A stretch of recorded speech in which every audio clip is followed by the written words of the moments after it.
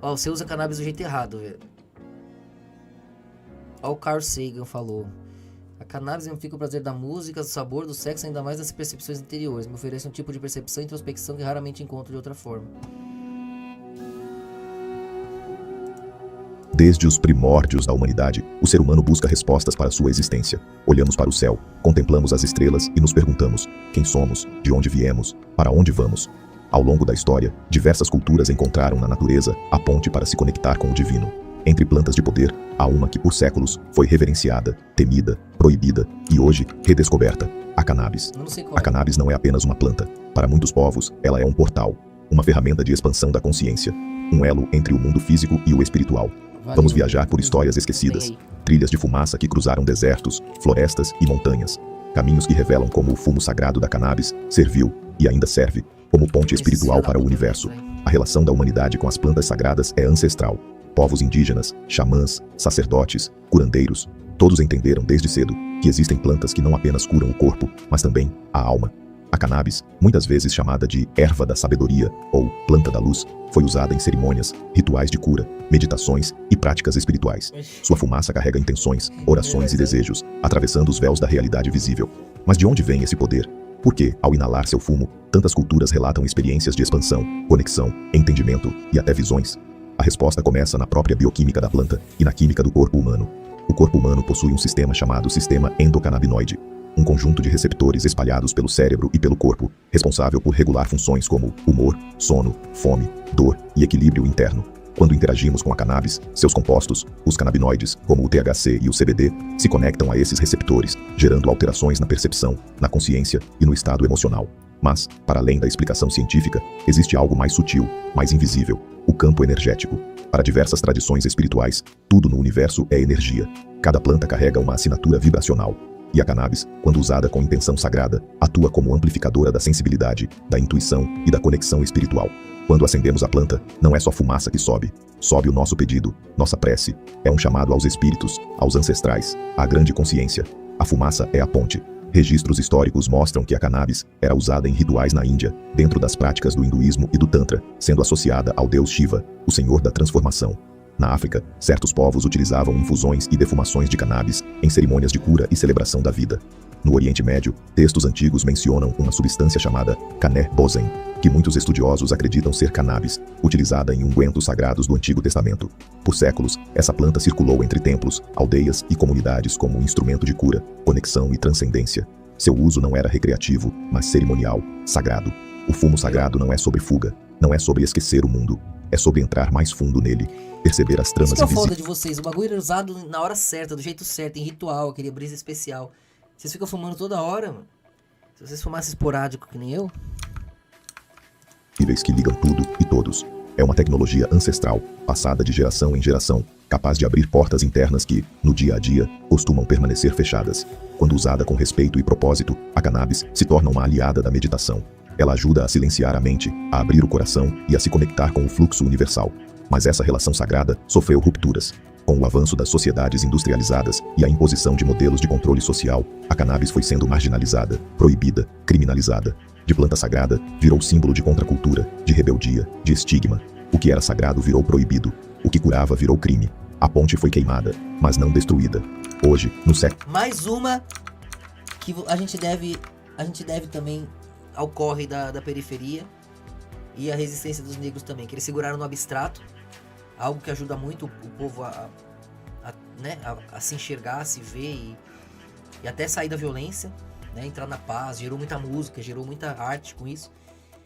E se arriscaram e apanharam e foram presos para levar para muitos que foram salvos por esse remédio, antes de virar um remédio, né, na lei, de novo. Século XXI, vivemos um momento de resgate. Um tempo em que ciência, espiritualidade e cultura se unem para relembrar o que nunca deveria ter sido esquecido. A cannabis volta a ser reconhecida não apenas por seus benefícios medicinais, mas também por seu papel espiritual, energético e psicoativo sagrado. Em muitas partes do mundo, o uso da cannabis em rituais não é apenas uma escolha, é um legado. Um elo que conecta o presente aos ancestrais.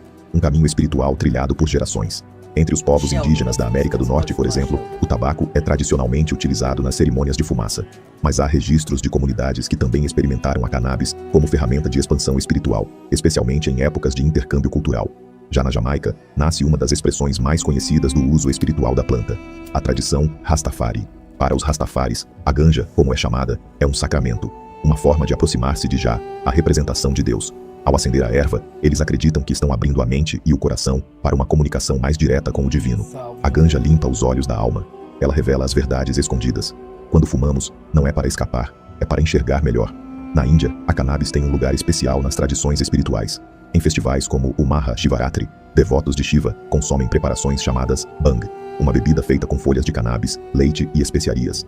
O objetivo é transcender a mente comum e adentrar estados de êxtase espiritual. Para os sadhus, ascetas hindus que renunciam à vida material em busca da iluminação, a cannabis é considerada uma aliada na meditação profunda.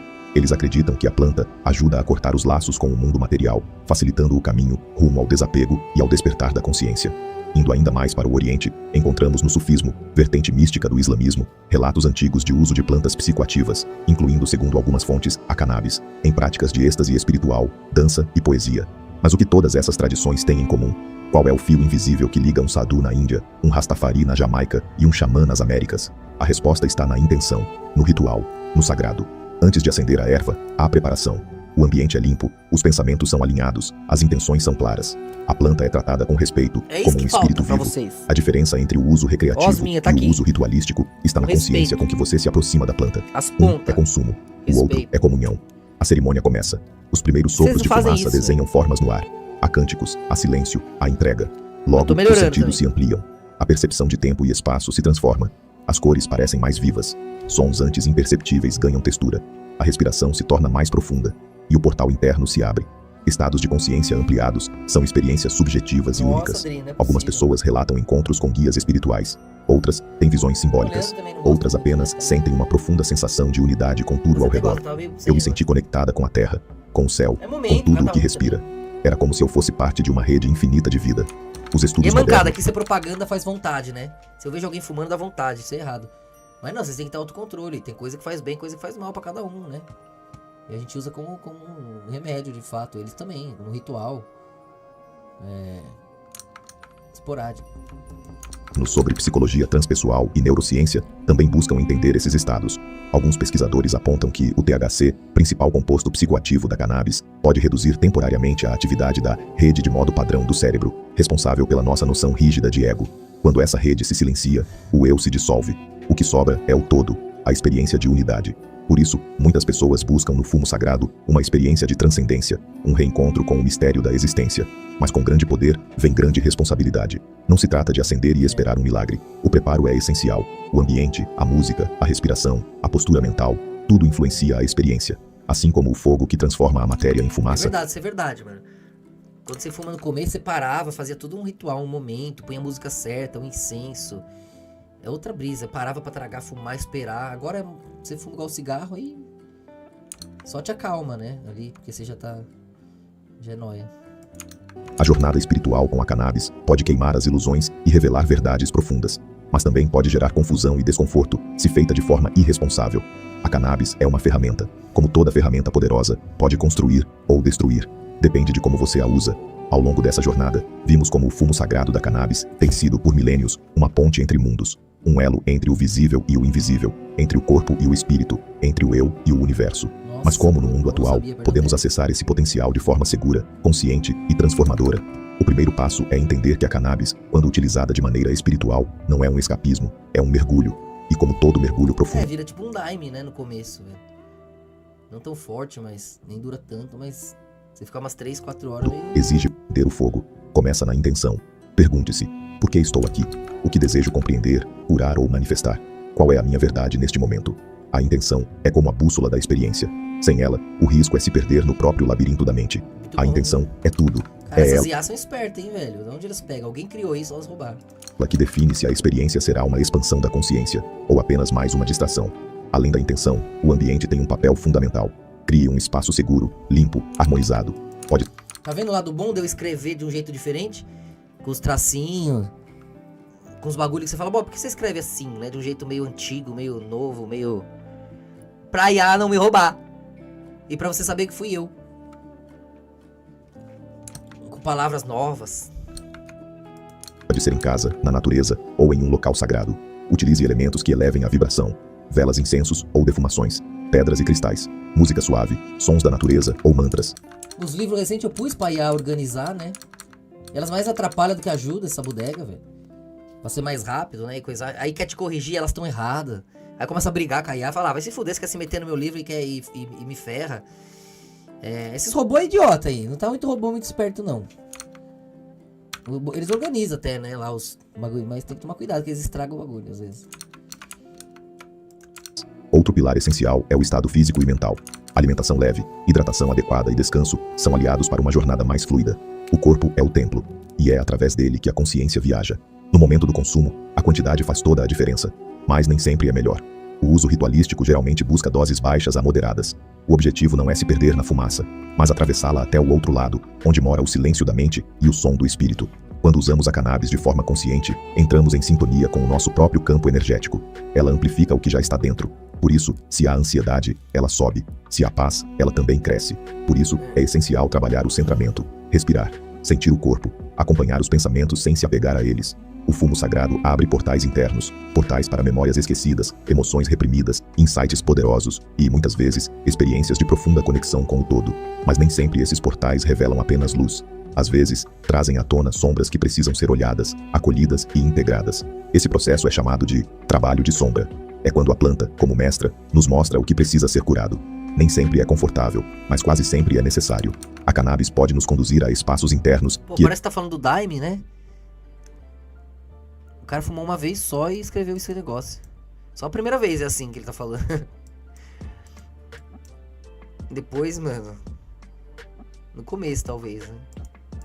Muita coisa, eu ver tudo que o cara vai... Entranhas do próprio quê? Mas se reconhece no silêncio. E é também nesse silêncio que mora o verdadeiro ensinamento da planta. Porque ela não fala em línguas humanas. Ela não grita, não exige, é meio também poético, revela. Nesse contexto, não é a solução. É a lanterna.